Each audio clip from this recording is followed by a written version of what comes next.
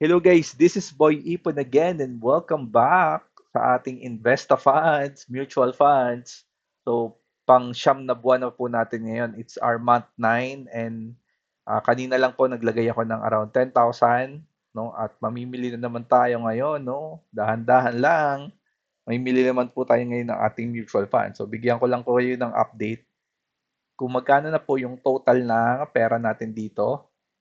So, ang total na pera natin dito is around 111,186.33 na, no?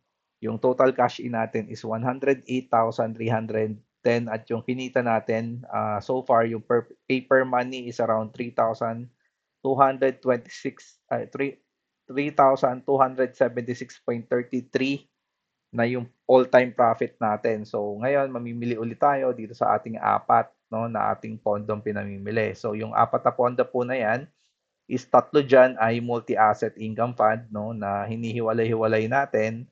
And then yung Manulife REITs feeder fund po, no, na kasalukuyang umaalagwa, no. So 6.60% na po yung ating Manulife Global REIT feeder fund. So yan, medyo may progress. So yung hatiin natin yung 10,000 at yung 453.19 pesos na na dividends kasi guys yung 10,000 diyan is yung in-input natin ngayon, yung kinash in natin. Tapos yung 453.19 is yung natanggap natin dividend last month. So, i-roll over lang natin yan. So, yun, no? Let's do this, no? Let's do the twist na invest now. So, wala tayong gagawin kundi mamili ng mamili, no? Tayong, basta lagi lang tayong mamimili. Yun lang naman ang ginagawa natin dito.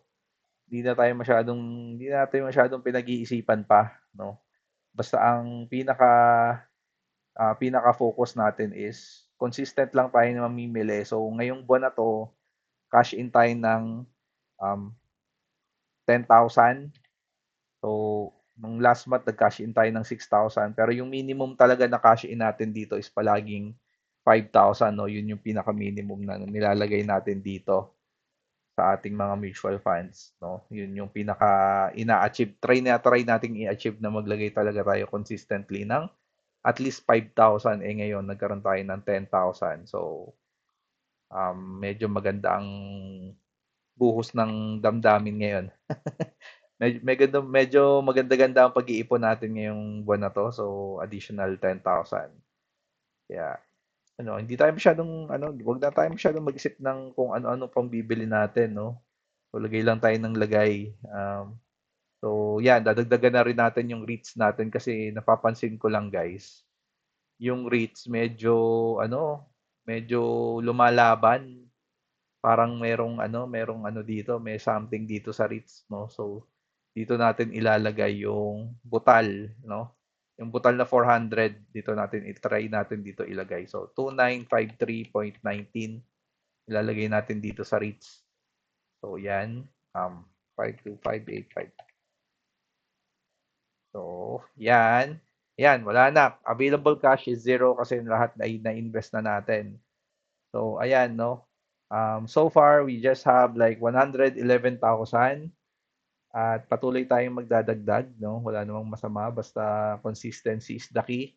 And regarding naman sa dividends, guys, patuloy na umaakyat, no, as we go along. Relative naman siya, guys, kasi umaakyat 'yan kasi dinadagdagan natin yung pera natin. So, for the month of July, ang total natin is 453. So, we're going to be expecting siguro mas aangat 'yan sa month for the month of August. Medyo papalo 'yan ng mga siguro magpa-500, no? Pero mas tataas na siya sa 400.19 'yan ang expected natin. Pero let's see kasi hindi pa naman natin nakikita ang future, no? Hindi natin nakikita ang future. Kaya ngayon, ang pinakamagandang lang is consistency lang, no? Hayaan lang natin mag-compound yung pera, no? Hayaan lang natin ma-spend yung time. Kasi we're just waiting, no? Ngayon, sa second week of this month, magkakaroon na naman tayo ng dividends. So, yun lang, lagay lang ng lagay, no? Lagay lang ng lagay.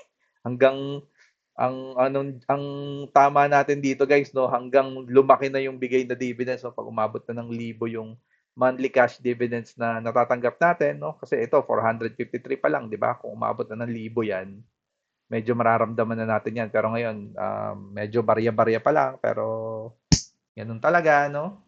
It is what it is. Pero yun, consistency is the key.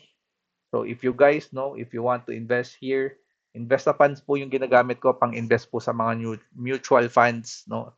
So sa investa.ph punta lang po kayo and search kayo diyan kung paano kayo makakapalagay. Pero kung gusto niyo bumili ng mutual funds, marami din naman pong ibang platform, no? Pwede kayong bumili sa Dragonfi, pwede kayo sa Call Financial, no? Call Funds, First Metro Securities, marami po kayong pwedeng pagbilan ng mga broker. Pero yun nga, yung sa akin kasi hiniwalay ko, no? Gusto ko nakahiwalay para na-access ko siya ng, tawag dito, ah, na isang tinginan lang. Kasi dito guys, hindi siya halo-halo, puro mutual funds lang yung binibili ko. Kaya gusto ko talaga dito ako nag-invest sa Investa Funds. So, yun lang po for today. Baltaan ko na lang kayo ulit next month regarding this sa mutual funds natin, no? And see you in my next video. Salamat po.